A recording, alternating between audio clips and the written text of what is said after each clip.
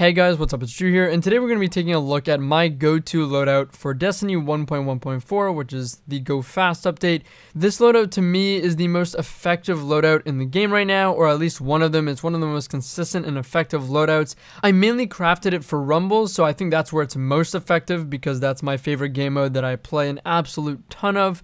But otherwise, it's still good in pretty well every game mode in Destiny. So the gameplay here is just me using the loadout. It's not the greatest gameplay at all, and I definitely had some mistakes, but it is just a practical gameplay of me using this loadout against some really great respectable players. So again, just to show the effectiveness and how it kind of plays. Okay, so to start, I play Arcstrider and I play Way of the Warrior. I think Arcstrider is one of the best subclasses in the game right now since the buff. The super is just so much better and so much more consistent, and in Rumble especially, it's a roaming super, which is ideally what you'd like to use. And of course, it just has a phenomenal neutral game. So as I mentioned, I play top tree, Way of the Warrior, and for a few reasons, mainly because it allows me to always have either my dodge or my melee ready.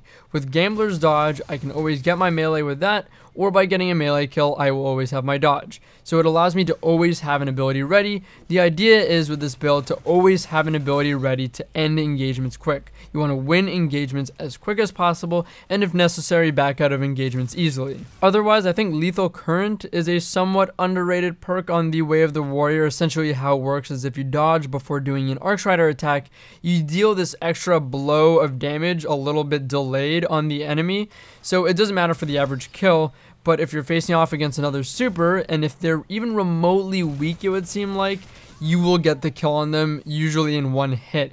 If they're completely full health, you won't get the kill, which is a bit disappointing of the perk, but you still have a better chances of killing off other supers. I don't want to spend too much time talking about the depth of the perks themselves, but I will review that and talk about that in a later video. As far as my stat split goes, I now use 447 or 537, one of the two. This is probably the best that you can get with this armor loadout, which I'll go over in a second. Essentially, I kind of prioritize mobility and recovery now. Ever since the pulse rifle buff and the auto rifle nerf, I feel like resilience isn't as important. There's not enough of a change in the optimal time to kill of pulse rifles anymore, really, and auto rifles really aren't that important anymore, because previously I was running higher mobility and prioritizing resilience with just sufficient recovery. For free-for-all or Rumble, recovery is definitely the most important stat, and people could debate it's the most important stat in the game. Mobility got a buff, so that's important, and it seems like resilience just became less effective. So that's my kind of idea or thinking behind that. I mainly ran high resilience to counter auto rifles more, as well as the rapid fire pulses, and of course hand cannons. Hand cannons you can still definitely counter with high resilience. The pulse rifles I don't think get hit nearly as hard, and auto rifles aren't used as often anymore. So before I go into the specific type of armor I'm using and how I produce that 447 or 537 build, I'm going to talk about which exotic I use, which is the Shinobu's Vow. Now I think this is really powerful. Now you get 2 grenade charges, 2 skip grenade charges, and what that means is that you're probably going to have a grenade for nearly every engagement, which goes with the theme of the build, which is to have an ability ready for every engagement. You're going to have your melee or your dodge, and you will usually have a grenade. The other thing is that skip grenades are really powerful. They don't have per se as much potential damage output or potential as arc ball grenades, but because of how easy they are to use, how reliable, and how they will pretty much always hit, they are very good, especially in a one-on-one scenario. You can always lead an engagement with these and prime the target, get an easy kill, or you can get someone weak, and then they might run away or back off and easily flush them out and kill them. You have to think as well that arc bolts, you can easily just dip behind cover quickly, you can dodge them quickly. With skip grenades, there's almost no getting rid of these. Like, you just have to take the damage, and as the person leading with that damage or dealing that damage in the fight, that's really advantageous for you. Some of you might be wondering, well, why not use Lucky Raspberry and try and spam arc bolts? In my experience, from what I tested, I threw 100 arc bolt grenades once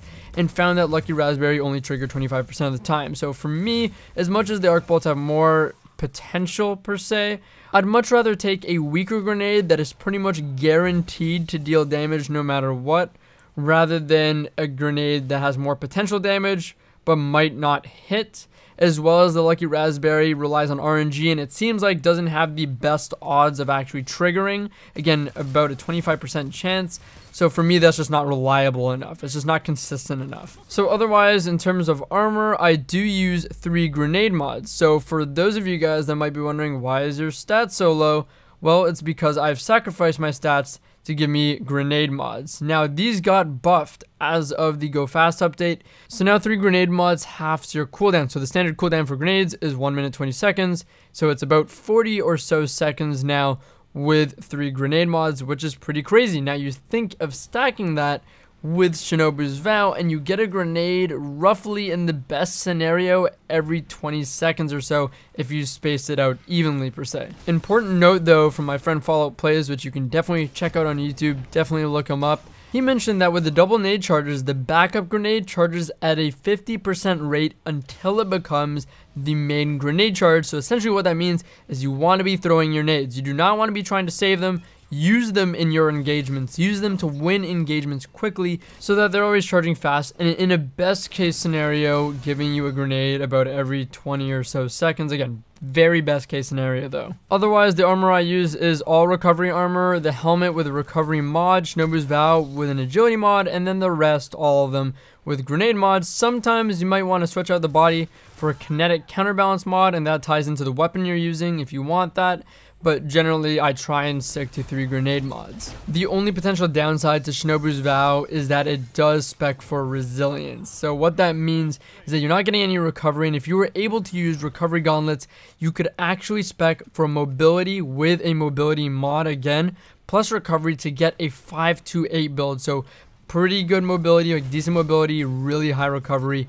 I'm hoping with Masterwork Exotics that we can change the stat split on Shinobu's, but for now we're stuck with either 447 or 537. So it's about time now that we get to the weapons that I use. So I mainly use the Vigilance Swing, the Traveler's Judgment, and a fast rate of fire shotgun. So reason for this, obviously Vigilance Swing is a very good weapon. Thing is though, even pre-buff, I would probably still be using it. I was a really big fan of this weapon for a long time now. It deals so much damage. It's got so much potential to deal so much damage. And the reason why that's important, especially in Rumble, is because you want to be able to clean up kills. And if you're dealing that much damage, it's most likely that when 2 people are shooting at someone, you will end up with the kill. You'll be able to grab that kill easier.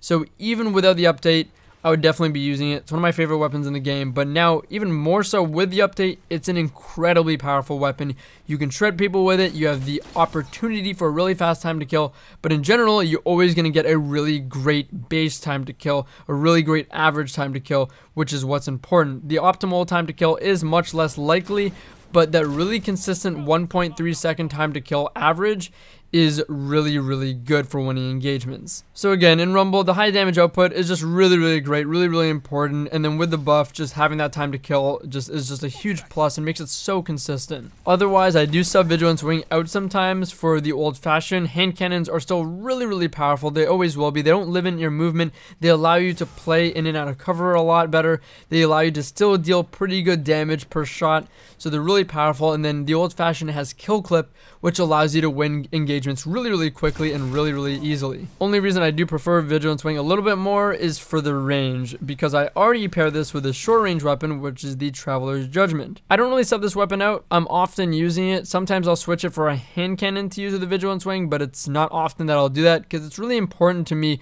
to be able to win close range fights really quickly, and the Traveler's Judgment allows you to do exactly that. It's an incredibly powerful weapon. Head Seeker allows you to pretty much hit some really fast time to kill sometimes. It deals with hand cannon users really well in close range because of the high damage output, which I love. It doesn't restrict your movement because it has really good inner accuracy, which is a huge reason I use it. I want to be able to have no restriction on my movement. I want to be able to properly utilize my vertical space. But most of all, 2 shots of the sidearm, if you land them properly, and a melee will kill. And that triggers your increased melee damage, where this can potentially become 1 shot and a melee to kill, which is just, I think, the fastest burst of damage you can get to get a kill on the game, which is insanely quick. It's insanely powerful, especially with Way of the Warrior on Arcstrider. Even when I'm using the old-fashioned, I generally keep this weapon on just because it's so reliable in close range. Otherwise, I generally use a rapid fire shotgun, mainly because it's so reliable. Now, I used to use the Fuss Dark, or the high impact shotguns like the hand in hand. Personally, I don't like them as much because they're a little punishing if you don't land the kill with the first shot, or at least a follow-up melee.